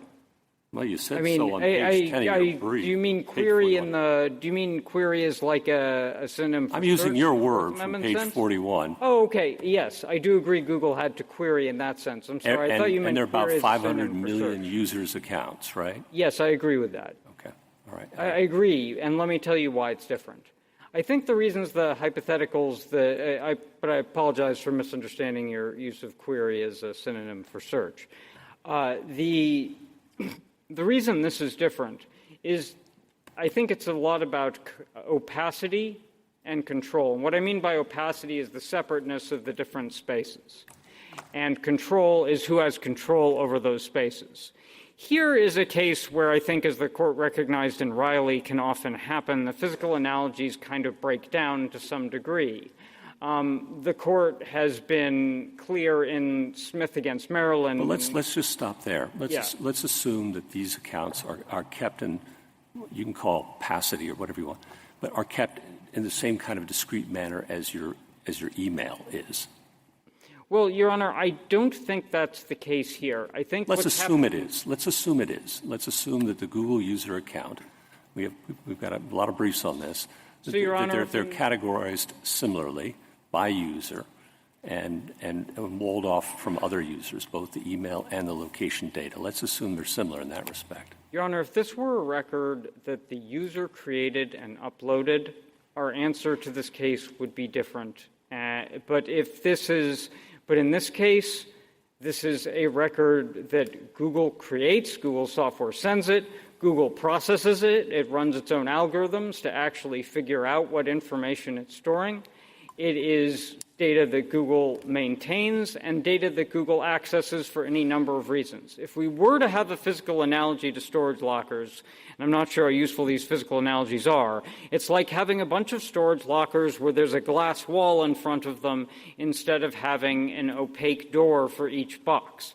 All the government is asking for here is to get in the room and look at the front of those storage lockers.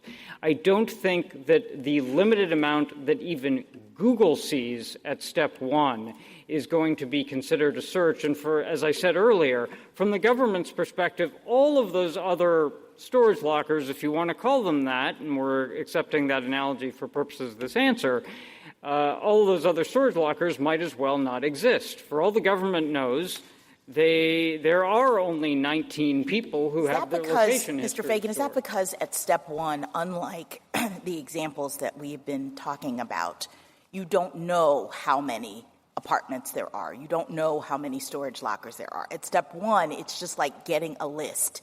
There are 16 apartments in this building. Right? That's why I'm appreciating a difference between the steps as the iterative process with Google goes forward. Step one is we have a bank robbery. Here's the bank. We would like to know how many cell phone accounts were in this radius during this period of time. Right? I mean, you don't have the names. You don't have anything more than that. I'm struggling to understand the step one problem, other than to figure out how the government came up with 150 meters and 30 minutes before and after. So can you start maybe by answering that question? Where does that where do those numbers come from? I can't help your struggle with step one because I, too, don't see a problem with step one. But the 150-meter radius and the half an hour before and half an hour after were based on wanting to exclude – there's some testimony in the record about this. They did want to include the church because they had testimony about a suspicious car that had been parked at the church, and they thought the robber, as it turns out correctly, might have come from there. So evidence was presented to the magistrate. The reason why we're making the circle this big to include these structures is because there could be some connection to this robbery. I don't believe that particular reason for including that was presented to the magistrate, okay. No.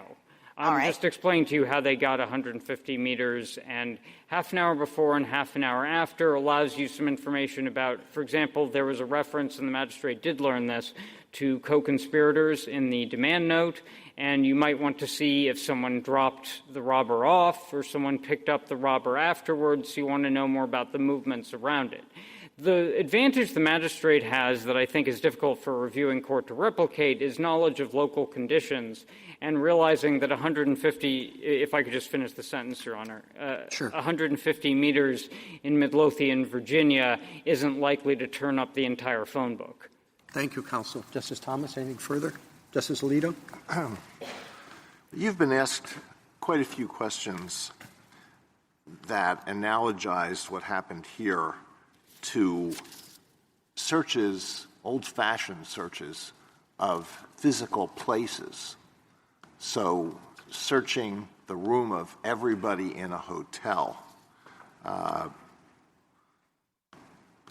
If that happened, I think there'd be an awful lot of angry hotel guests, all of those who had nothing whatsoever to do with the crime. Here, Mr. Unikowsky says 500 million people were injured when there was a search for their data, even though it was completely anonymized. How many of those 500 million people have come forward to complain about anything like this, which may be going on every day? Well, I think that's right, Your Honor. I think that points up that if they did want to complain, that would be a separate Fourth Amendment standing question, of course, and I don't think that Petitioner here can represent their standing, but one reason they wouldn't complain is, first of all, I don't think this would violate the reasonable expectations of privacy, even if the government were doing it. Second of all, Google was doing it, and it's no different from any number of other things that Google does for its own particular purposes. Well, don't you think that makes a difference for Fourth Amendment purposes? The distinction between a law enforcement officer invading a physical space and a request to a company to conduct a search with which the company complies? Well, not only do I think that, Your Honor, but I think the court has said that multiple times. If you look at cases like Oklahoma Press against Walling or Lone Steer, it's very different when an officer comes into the premises and looks around versus something that functions, although this had the protections of a warrant, in many ways it functioned like a subpoena in that it was the provider doing the filtering and the provider disclosing the records, which limited what the government saw considerably. The only non-anonymized information the government got was for 3 individual users. It didn't know anything about anyone in the censor vault other than the 19 that were returned for Step 1, and as to them, it didn't know their identities. So I do think that's critical. But the argument that he's trying to make about Step 1, I think it's very important that it really does implicate tower dumps, for example, because it implicates any number of law enforcement techniques that might incidentally find data about someone else. Even a CSLI warrant, you might have a company that organizes its data by tower. And in order to find, let's call him Carpenter, in order to find Carpenter's CSLI data, the company has to search across all of its towers during the time period and figure out which ones are Carpenter and which ones aren't. It's going to learn everything about all its users, in theory. I mean, I'm sure it's using software to do this and having a filtering mechanism, just like Google did here, but it's going to learn everything about all its users for that period of time. I don't know how he'd distinguish that. For tower dumps, I don't know how he'd distinguish. Tower dumps are not before us. Emails are not before us. Calendars are not before us. Photos are not before us. I mean, I understand that if we're going to write a treatise on the application of the Fourth Amendment to the new digital world, we might want to include sections in all of those things. But none of those things is at issue in the actual case or controversy that is before us. You've heard some proposals about narrow theories on which the case could be decided that would, as I understand them, focus on whether there was a lack of probable cause or a lack of particularity at Step 2 or Step 3. What would be the precedential importance of a decision like that, which turns on the particular warrant that is at issue in this case?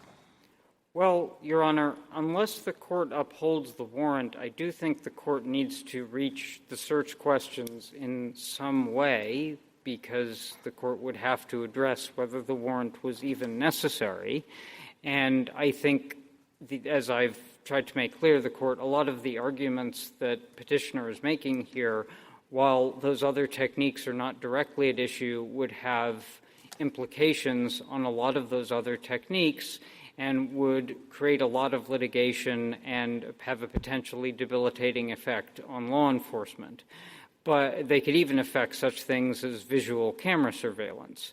But as to the specific question you asked about the particularity at steps 2 and 3, I do think it was sufficiently particularized because you had geospatial and temporal coordinates that showed that these people might be either suspects or witnesses, and the government simply was able to obtain enough information to figure out which of them might have information or be worth identifying.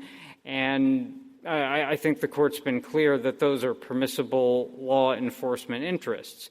The court might say that I'm sorry. No, let me just add, I don't want to take up too much time. Let me just ask one final question. Of all of the arguments that Petitioner has raised, which do you think would be the most disruptive of what everybody has understood to be the limitations of the Fourth Amendment up to this point? His argument that this is a general warrant, his argument that he had a property interest in this data that was collected by Google, his request that we treat this search by a company as if law enforcement officers were themselves searching through records. Which is the worst? Is all of the above an option, Justice Alito? I do think the idea that you have a privacy right or a property right and even a moment's worth of location history could be debilitating to all sorts of types of visual surveillance. The agent theory could debilitate subpoenas. The property theory, I don't even know where the Fourth Amendment goes after that. And I do think a lot of these theories are, and the general warrant theory that Your Honor mentioned, I think would call into question how we do a lot of computer warrants. We often name the servers as the place to be searched.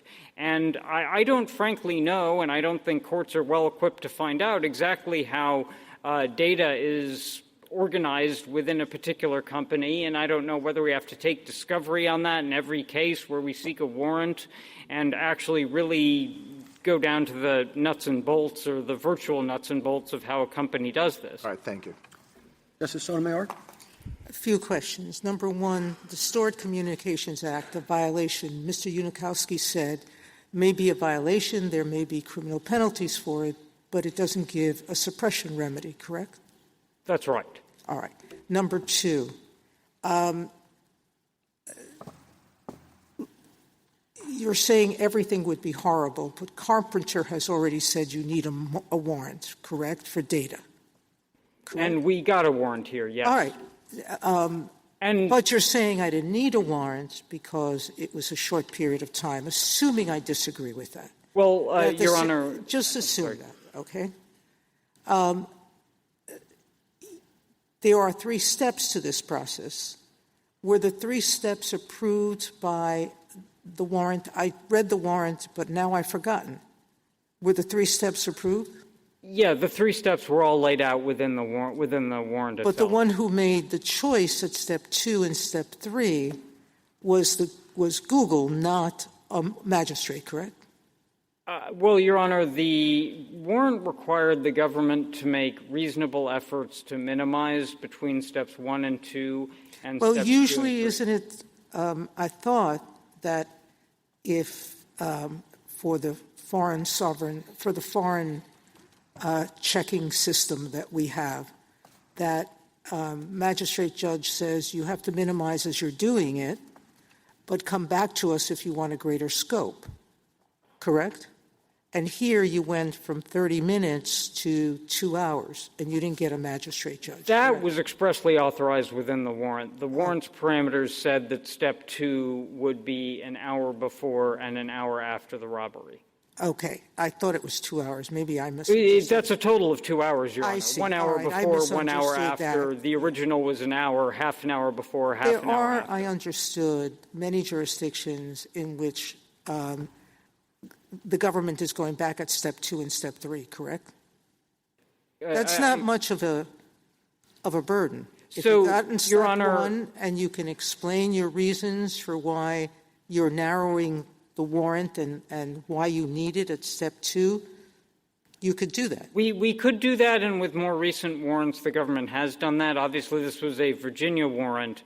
But just to defend this warrant for 1 second, I think the court recognized in Scott, which is a case we cite in our brief, which is under the Wiretap Act, not directly a Fourth Amendment case, but the same principle applies. Now, there's value, isn't there, in our saying something like or deciding we need a warrant?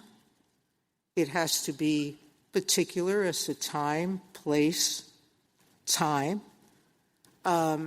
And it has to explain the reasons why those limitations are reasonable, because that's always a part of the warrant search. And wouldn't that have value for the dispute that's going on around the country and between and among judges even on this court? Some said some took your position that there's no right of privacy whatsoever and you don't need a warrant. Others have taken the position that you need a warrant, but you don't need much supervision from the magistrate judge. There is value in our setting the parameters of this process, isn't there?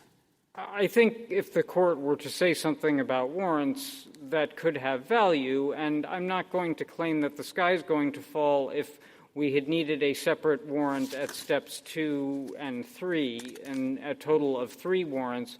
We've actually done that in more modern times. But what I am saying is that I would caution the court against saying that warrants can never include any kind of discretion like the warrant did here. We don't need to say that. If all we said was you generally need particularity, the way you do in any situation, you have to give enough to say there's a reasonable probability or fair probability, I think is our language, that evidence is in a would be disclosed, and it's a limited search to these times and places, and you have to do it at each stage of a warrant. Your Honor, I think we met all of those requirements here. I don't even know if we need to go that far, but you would not be troubled by that rule. Your Honor, you're simply describing what the Fourth Amendment requires. And all right, as we've laid out in our brief, we think the Fourth Amendment satisfies those requirements. Our warrant satisfies those Fourth Amendment requirements. I'm not quite so sure of that because you don't explain why it's narrow, but that's a different issue. Well, Your Honor, if I could be... all right. Justice Kagan? Mr. Feigin, I'm going to give you one of these physical location hypotheticals that you're going to resist, but you'll have a chance to tell me why it's different. But I want to understand your theory, and the easiest way for me to do it is through this. So let's go back to what Justice Gorsuch said. Let's use the storage locker. And there's a storage locker facility in town, has 500 storage lockers, and they have a relationship with the police chief, so that the police chief can come to them and ask the storage locker manager to search all the storage lockers for particular things that the police chief needs. So the police chief goes to the storage locker manager and he says, we're looking for somebody with a particular kind of weapon. We're looking for somebody with a Glock. And the manager goes through each of the 500 lockers, and he comes back to the police chief and he says, I've got a list for you. We have 8 lockers that contain a Glock. And now we're going to have a further conversation, you and me, the manager and the police chief, about which of these 8 you really want, all right? And they do that. So in that situation, how many of the lockers would you say have been searched, and how should a warrant respond to that? In other words, have 500 lockers been searched? Have 8 lockers been searched, or have 0 lockers been searched? I think some of that might depend on exactly the circumstances under which the proprietor of the storage facility was permitted to go into the storage lockers, because that might set some of the parameters of the reasonable expectation of privacy, or at least inform them. I also think it's distinct from the circumstances we have here because you actually have someone who more plausibly could be seen to be acting as a government agent than the recipient of a warrant or I guess what I'm saying is just assume that the relationship is similar to the relationship between Google and the government, and just assume that the terms are similar to the terms that Google has with its customers. So all of that is the same. So 500 lockers searched, 8 lockers searched, 0 lockers searched. Your Honor, I think to the extent we're talking about physical objects that are put into a storage locker that is expected to remain locked except when the user comes and wants to take something out of it, I think we might say that was a search of all the lockers because someone went in and looked in every single locker. And so what would you need for a warrant for that search? I think we'd need probable cause that there was going to be a Glock in one of the lockers, but I think so you couldn't get it for all 500. I am uncertain that would be valid for the reasons I was discussing with Justice Gorsuch, in that those might all be separate Fourth Amendment places, and we'd need specific probable cause as to each. I don't think that's true of the database that Google maintains. Okay, so what is the difference in your view? So I think the difference in our view is, first of all, to the extent that I heard opposing counsel, and this is in their brief, just suggest that Google's database is quite large. I don't think that in itself is a problem. I mean, obviously you could get a warrant to search a large house where the rooms are accessible to one another, or a large file room, even if it's physically separated across multiple rooms in a facility. I think the main difference here is that Your Honor, here I maybe am going to resist the physical analogy a little bit, but I don't think that these are the same thing as discrete storage lockers. These are more like storage lockers that don't have the set of expectations that I was just positing in answer to your hypothetical, and really are like a bunch of storage lockers with a glass wall. You could imagine, Your Honor, a coat check where we know that somebody dropped off drugs at the coat check, and we know what the person's name is. We don't know the coat check number.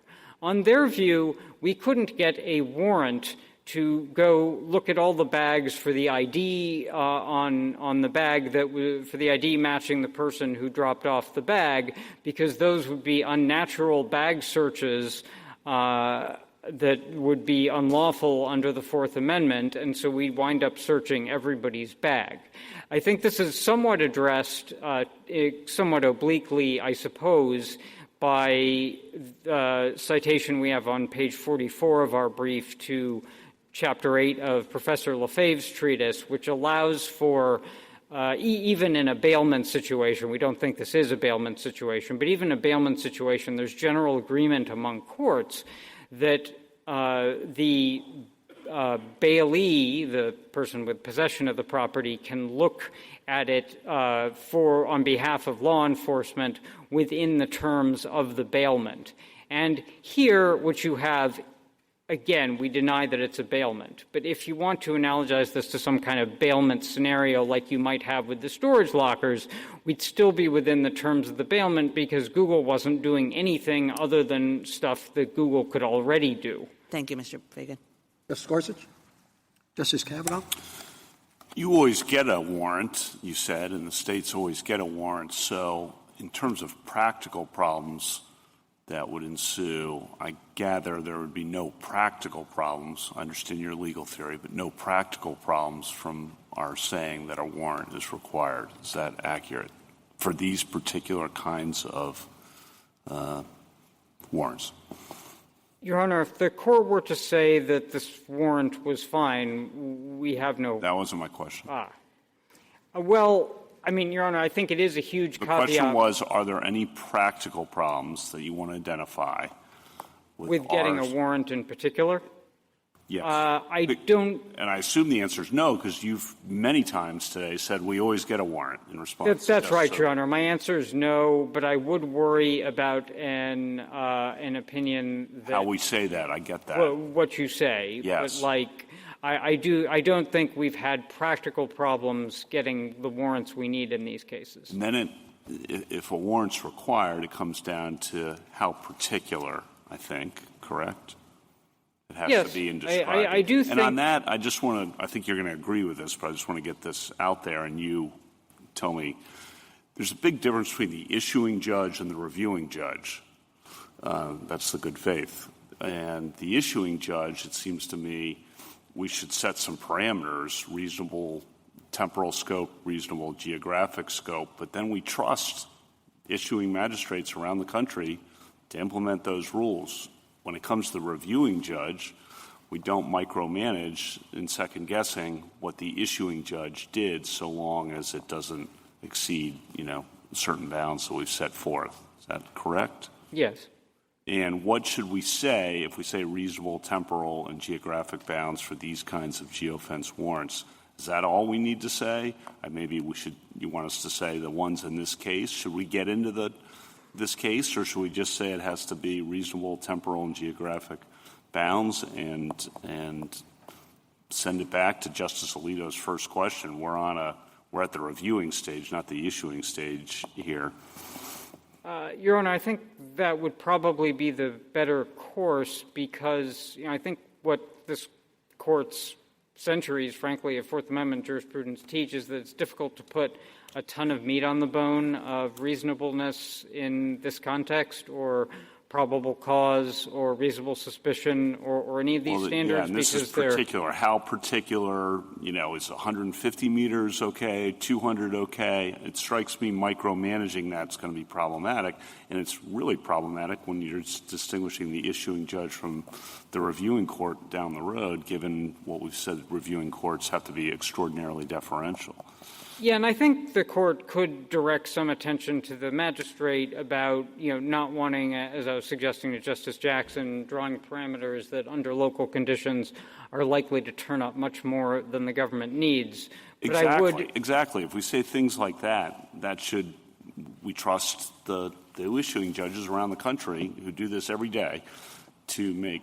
You should trust them, Your Honor, and frankly, our incentives are perfectly aligned with theirs, because when we're seeking a warrant like this, we don't want more information than we really need, because that just increases the noise-to-signal ratio and makes these more difficult to actually find the criminals. I believe there was some suggestion from opposing counsel that often these warrants get abandoned or quashed and they don't really turn up much evidence of crime, and that may be because some law enforcement agencies, I'm not impugning any specific one, we have many wonderful law enforcement partners, aren't drawing the parameters narrowly enough to even help themselves. So everyone's incentives are aligned here. Thank you. Justice Barrett? So you described Mr. Unikowsky's position as maximalist, but there's a risk of the government's position being maximalist the other way. And I think, two particular concerns are the ability to track into private residences, and you didn't concede that. The other is calendar, photos, email.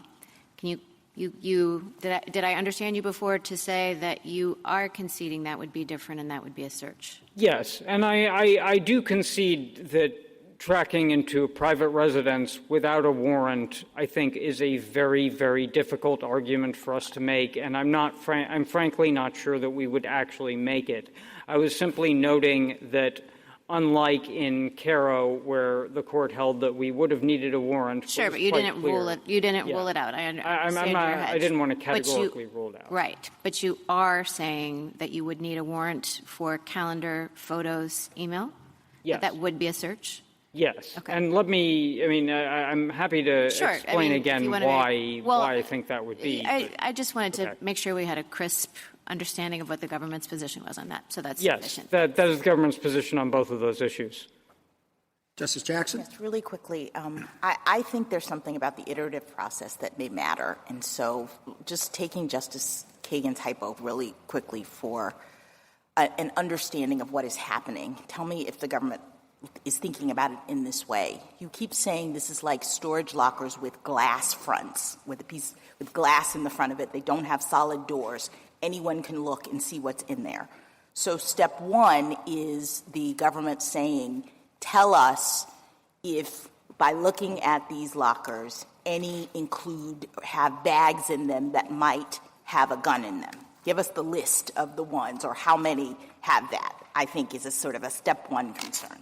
And then maybe step two is once you've gotten that subset, open the lockers and, see if there's really a bag or feel if there's really a bag. And then step three is open the bags inside each of the lockers.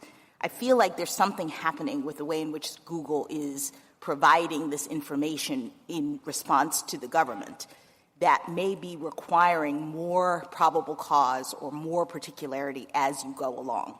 So what is the government's thought about that? Your Honor, with my continuing caveat that I think there's a limited utility in some of these physical analogies, I would kind of resist breaking it down exactly that way. I think step one, if we want to use the gun example, step one might be more, okay, you've got a glass partition here. Tell us which of them have guns in them. Number two would be, okay, of that subset, continuing to look through the glass wall. You don't even need to open it for this because this is still stuff that is exposed to your view. Please tell us which of them have a gun and a box of ammunition. And then step three is, okay, for the two or three you found, please tell us who's rented the storage lockers. Do you agree that you need more to get to each step? I mean, here, what criteria did the detectives use to narrow down the list from the 19 to the 9 to the 3 that were ultimately there? And wouldn't a particularized warrant need to have some criteria in it to guide law enforcement at each of these stages? So, Your Honor, with apologies, I think I need to take a step back and say that I don't really view this as getting more particularized.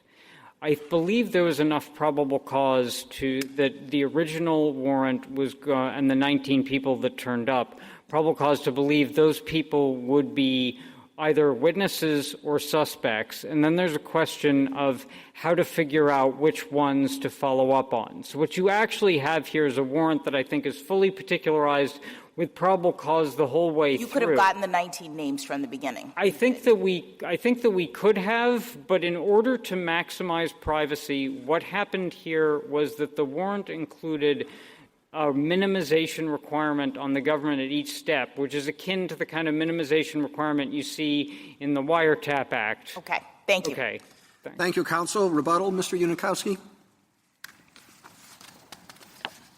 Thank you, Your Honor. So I'd like to say a few words about why this was a search, a few words about the warrant, and then finally why the court should decide the case. So first, why this was a search. I welcome counsel's concession from the podium that if there was a search for something else in the cloud, like email or calendar entries or photographs, in that case there really would be a search and a warrant would be needed. But although I welcome that concession, I just don't understand the distinction that is drawn between those types of data and this type of data for Fourth Amendment purposes, either under a property or a privacy lens. So under a property lens, a person's relationship to their location information is the same thing as the relationship to their photographs or to their email. It's in their password-protected account. Counsel suggested that the answer might be different because it's in some way raw data. It's sort of generated by your phone as opposed to sort of a creative writing. So first of all, it's generated by the person in the sense that you move around. And second of all, I don't understand why that distinction has anything to do with the Fourth Amendment. Just as an example, your Fitbit or your Apple Watch might measure your heartbeat, and that information might be transmitted into the cloud. I still think that's yours, even though it's generated by your autonomic nervous system as opposed to the fact that you've written a journal. It just seems to me that if you have control over the data, you can turn it on, you can turn it off, off, you can delete it. It just doesn't matter if it's created by taking a photo as opposed to by the fact that you've decided to go somewhere. Similarly, from a privacy perspective, I don't see why a photo you take outside is somehow more private than where you were that day, because you don't have an expectation of privacy in like the thing that you were seeing if you were outside, but you do have an expectation of privacy in all of your photos, and likewise you have an expectation of privacy in everywhere you've gone. So I think that if the court accepts the government's concession that you have an expectation of privacy or a property interest in photos and emails, the same thing would be the case for location history. Look, as to the warrant, on the step one issue, Justice Jackson suggested that what happened here is that the government received a list of like 19 different people that were in the geofence. But respectfully, I don't think that's what happened. What it actually got is all of the movements of those 19 people within that hour stretch. So it's a little bit like going into 19 apartments and taking a complete inventory of everything in the apartment, but not disclosing the person's name. Because if you look at the record, like all of those granular movements for that entire hour were exposed.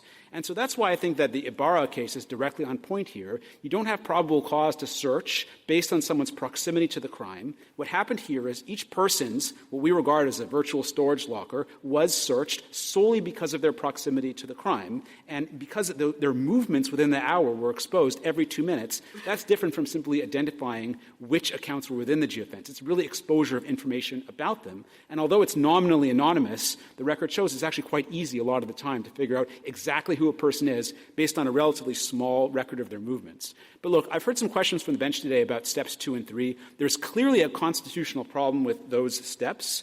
I mean, as Justice Jackson suggested, the warrant wasn't particularized. There's no criteria given for identifying those people. In terms of how to decide this case, I think it would be a very significant case, giving a lot of guidance to the bar, if the court says, 1, a search happened, and number 2, at step 2 and step 3, at a minimum, there was a problem with the warrant without reaching some of the broader questions about general warrants or particularization if the court is inclined to resolve the warrant question narrowly, because the government has a lot of very striking arguments on the warrant issue that can have significant implications. One is that Google wasn't acting as the government's agent, so it makes a difference that Google pushed the button as opposed to the police. Another argument that's made is that the fact that software is conducting the search is constitutionally relevant, which could have revolutionary implications when, like, AI is monitoring everything we do as opposed to a human being. Also, the arguments that as long as something is nominally anonymous, that makes a Fourth Amendment difference, which also can have radical implications when de-anonymizing someone is very easy. So, like, all of these arguments that the government is using to defend the earlier searches could have very broad implications. So if the court believes that the warrant is unconstitutional at step 2 and step 3, it has the option of just setting aside those broader questions and deciding the warrant issue narrowly, and also deciding that's a search. That would be more than a broad enough opinion to be useful to the bar. And I guess on the final question of whether the court should decide the question presented, look, it's very hard to see how the court could decide a question like this outside the context of a motion to suppress. If the court says the good faith exception applies here, it'll apply in every single case. I mean, Justice Alito posed the question of what about all the other people, the 500 million people who were searched? Well, number one, they're not told. All these warrants are sealed. The reason the outcry doesn't exist is that no one knows that thousands of times per year their accounts are being searched. Second, a 1983 claim by any of those people against the detectives would clearly fail on qualified immunity basis. So really the only way these issues will be litigated is through a motion to suppress in a case exactly like this one. And this is a good vehicle to decide the case because there's an extensive evidentiary record. There's declarations from Google. There's live testimony from Google. You'll never have a case with a more detailed account of the technical aspects of the case than this one. And so that's why I think the court should decide the Fourth Amendment question in this case. Thank you, counsel. The case is submitted.